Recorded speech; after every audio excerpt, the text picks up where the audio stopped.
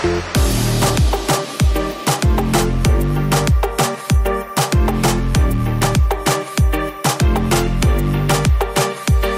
c'est Mélodie Madar, j'ai 27 ans et je suis la cofondatrice du média Les Éclaireuses. Après un master à HEC Montréal, je suis passée par plusieurs grandes agences médias au Canada. Et juste après, j'ai fondé justement Les Éclaireuses avec mon associée Chloé Saban.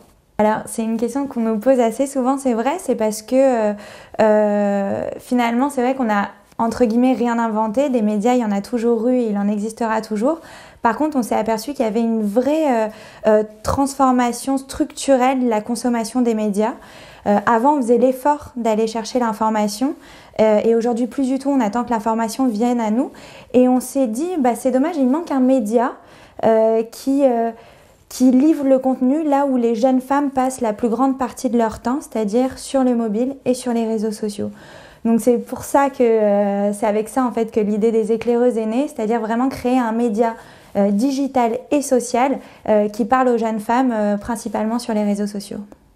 Alors les éclaireuses, c'est un média digital et social qui est leader en France aujourd'hui sur les jeunes femmes milléniales, c'est-à-dire la cible 18-35 ans.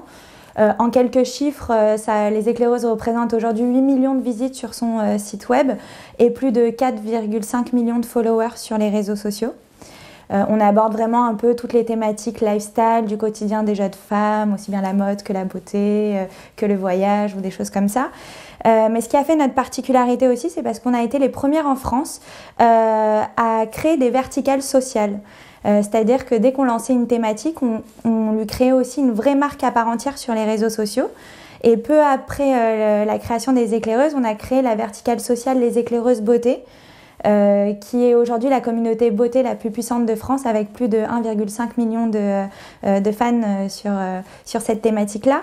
Et on a renouvelé ensuite assez rapidement l'expérience avec les éclaireuses Elsie où là on aborde un peu tout ce qui parle du bien-être, l'alimentation, le sport, la food, l'évasion, le voyage. Et là aussi c'est la communauté de bien-être la plus puissante de France avec plus d'1,3 million de followers sur les réseaux sociaux.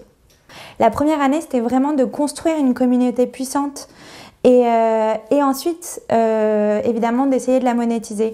Donc, au début, on a vraiment fait avec les moyens du bord, entre guillemets. Voilà, c'est mon associé et moi qui rédigions les contenus au début. Et très vite, on s'est dit qu'il fallait... on a vu un réel engouement, donc on a senti qu'on tenait quelque chose. Et là, très vite, on s'est dit, on va avoir besoin un peu de ressources pour continuer l'évolution de ce média et le porter là où on a envie de l'emmener.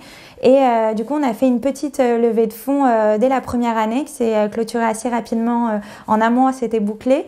Et on a levé plus de 300 000 € à peu près auprès d'investisseurs privés. Alors oui, on en est très fiers d'ailleurs puisque nous sommes rentables depuis la première année de commercialisation. Pour vous expliquer un peu notre business model, en fait, comme tout média, nos ressources proviennent principalement de la publicité. Par contre, on s'est très vite aperçu que la publicité display, c'est-à-dire les bannières publicitaires qu'on trouve sur des sites, n'était pas le bon moyen pour parler aux jeunes. Donc du coup, vraiment, notre modèle économique repose sur le brand content. Et aujourd'hui, on travaille avec de grandes marques et beaucoup d'agences médias qui nous font confiance et avec lesquelles on crée de véritables opérations spéciales et dispositifs pour parler de marques, de produits, de services. Pourquoi pas? En réalité, on se pose beaucoup de questions. On est toujours... moi, une phrase que j'aime bien, je crois que c'est une phrase de Mark Zuckerberg, il faut constamment être en mouvement, en fait. Et c'est un peu ça, notre philosophie chez les éclaireuses. C'est dès qu'on a réussi à faire quelque chose, le but, c'est toujours de se réinventer, essayer d'innover. Et voilà, très prochainement, dans le courant de l'année 2018, on va décider de créer une autre verticale sociale. Alors, est-ce qu'elle sera masculine? Est-ce qu'elle sera pour des femmes un peu plus âgées ou sur une autre thématique? L'avenir nous le dira.